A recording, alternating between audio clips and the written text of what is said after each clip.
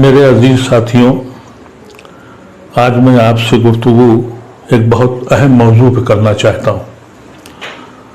2024 का इलेक्शन जो है, ये हिंदुस्तान की तारीख का सबसे अहम और सबसे मुश्किल इलेक्शन होने जा रहा है।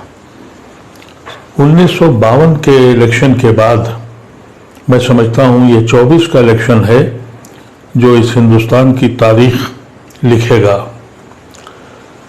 1947 में जब ये मुल्क बटा, उस वक्त कुछ लोग इस मुल्क को छोड़ के चले गए और काफ़ी बड़ी तादाद उसने गांधी की आवाज़ पर, मौलाना आज़ाद और नेहरू और उस वक्त के काबरीन की आवाज़ पर अपनी किश्तियाँ जला दी, एक जिना को ठुकरा दिया और ये फैसला हुआ। जो कैफियत 1947 में मुसलमानों की थी, आज 2024 में हम वहीं खड़े हैं। उस वक्त के काबरीन ने एक राय दी कि भाई तुम यहाँ आके रहो, हम साझी विरासत में रहेंगे।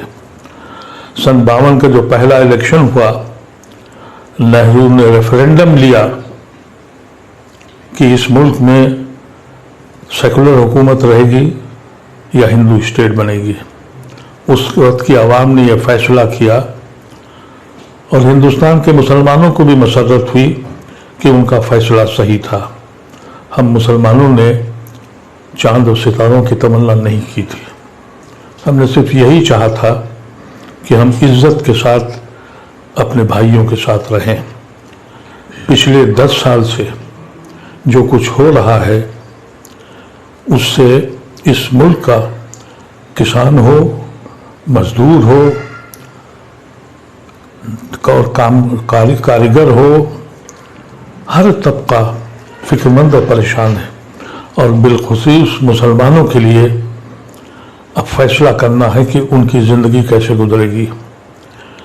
आपको इसमें एक हक़ाइक़ बताना चाहता हूँ। हमारी बर्बादी के बायस में हम खुद शरीक हैं।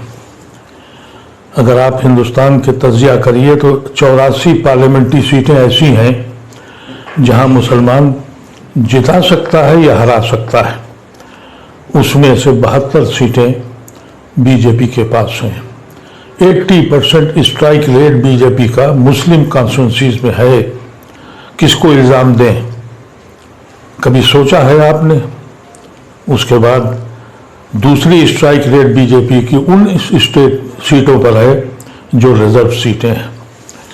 तो आज भी एक तबका है गैर मुस्लिमों का जो आपके साथ खड़ा है।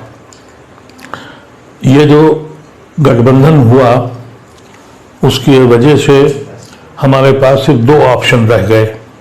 एक ऑप्शन ये है कि अगर हमें इस मुल्क को बचाना है और इस मुल्क से हमारा ताल्लुक यहाँ के आईन और संविधान से है, एक तबका खड़ा हुआ है कि हम संविधान बना बचाएंगे और दूसरा तबका ये कहता है कि हम संविधान बदलेंगे।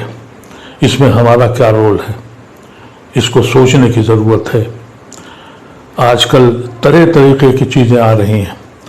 मैंने देखा कि कुछ लोग, मुसलमान इतना परेशान हो चुका है कि उसे मालूम है कि उसकी दरगाहें, उसकी खानकाहें, उसकी मसाजिदें, उसके कब्रिस्तान रोज़ छीने जा रहे हैं।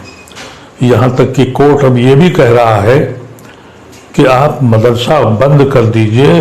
सेकुलर मुल्क है और ये ऐसा सेकुलर मुल्क है जहाँ पार्लियामेंट का इफ्तिताह होता है तो हवन किया जाता है। यहाँ शिव मंदिर जितने हैं वहाँ पढ़ाई की जाती है। जब ये हालात हो जाएं, फिर भी हम नहीं जाग रहे हैं।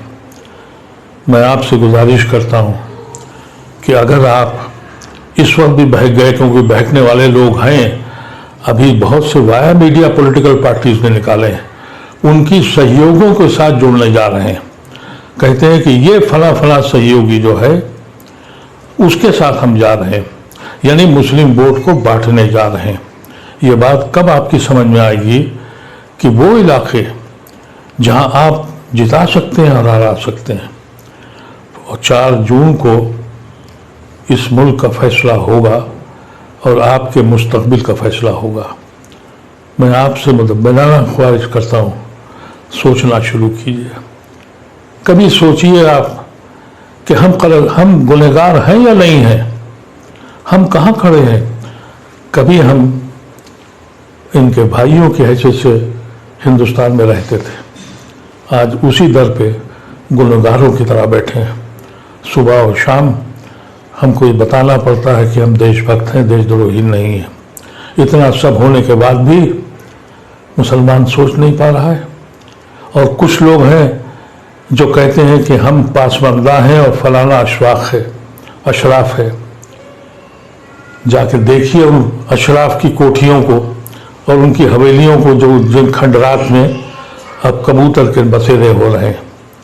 ये कभी देखा आपने? हुकूकत यह है कि पूरी मुस्लिम कौम पासमानदा है। अल्लाह तबारक व तआला मेरी ज़बान में इतना असर दे कि आपको दिलों में फैला सके। मेरे पास वो ज़बान नहीं है, मेरे पास वो कलम नहीं है जो आपको सोचने के लिए मजबूर करे।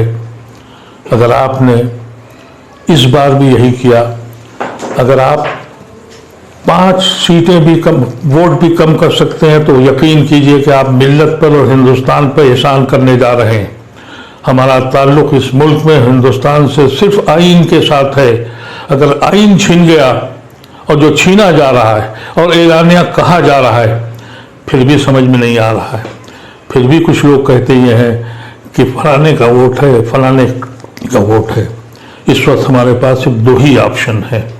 एक ऑप्शन ये है कि हम उन लोगों के साथ जाएं जिन्होंने आइन को बचाने की कोशिश की है, और उन लोगों की मुखालफत करें जिन्होंने हमें धोखा दिया है और जिन्होंने अपने मकसद के तहत जाके एनडीए के साथ गए हैं। इन लोगों को ख़ास तौर से आप अंदाज़ा कर लें कि इनके खिलाफ आप मुत्तहिद हो जाएं। अगर आप अपनी 84 सीटों में से 50 और 60 सीटें भी कम कर सकते हैं, तो ये मुल्क भी बच जाएगा और आप भी बच जाएंगे। अगर आपकी बात मेरी समझ में आ जाए तो खुदारा अपने साथियों से कहिए, उन तक पैगाम पहुँचाइए। यकीन कीजिए कि अगर आपने 5 वोट भी कम कर दिए तो ये कार खैर है, हमारा मुल्क बच जाएगा। मेरा दीन भी कहता है कि जालिमों के हाथ रोको, तलवारों से अब नहीं रोक सकते, वोट से रोक सकते हैं। एक जालिम जिन्होंने इस मुल्क को, ज़मीन को जहन्नुम बना दिया, और हम अपने घरों पर बैठे हुए हैं। अब बैठने की ज़रूरत नहीं है। अब सिर्फ ये फैसला कीजिए, कोई हो, अगर ये जीत गए तो जो लोग आपके साथ हैं ये भी हमको किस्मत के हवाले करके छोड़ जाएंगे। कितने छोड़ गए, कुछ तो दौलत की लालच में, कुछ खौफ की लालच में। और अगर ये दोबारा जीत गए तो फिर वो जो बचे के जो सेकुलर हिंदू आपके साथ खड़े हैं, ये भी आपका दामन छोड़ देंगे। फिर आपके बच्चों का क्या हश्र होगा।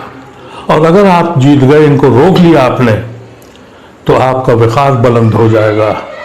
आज आपकी हैसियत क्या है?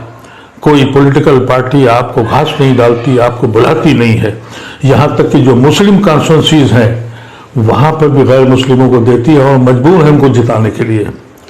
ऐसी शक्ल में एक बात सोचिएगा ज़रूर, और इस बात पर सोचिएगा कि ये एक आदमी जो बीमारी के बाद अपनी उम्र के साथ और बीमारी के साथ जिसकी आंखें अपने रब से मिलने को बेचैन है, ये उसका आखिरी इलेक्शन है।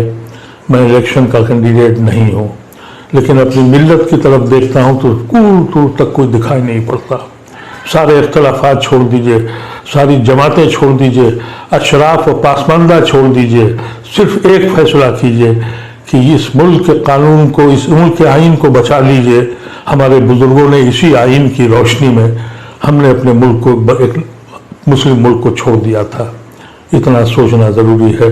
बहुत बहुत शुक्रिया। अगर आप मेरी आवाज़ से आप मुतमईन हो तो खुदारा अपने आवाज़ को दूसरों तक पहुंचा दीजिए और इस पर सोचिएगा, सोचिए और फिक्र कीजिए और अमल कीजिए। हमारे चैनल के साथ जुड़ने के लिए सब्सक्राइब करें और बेल नोटिफिकेशन दबाना ना भूलें।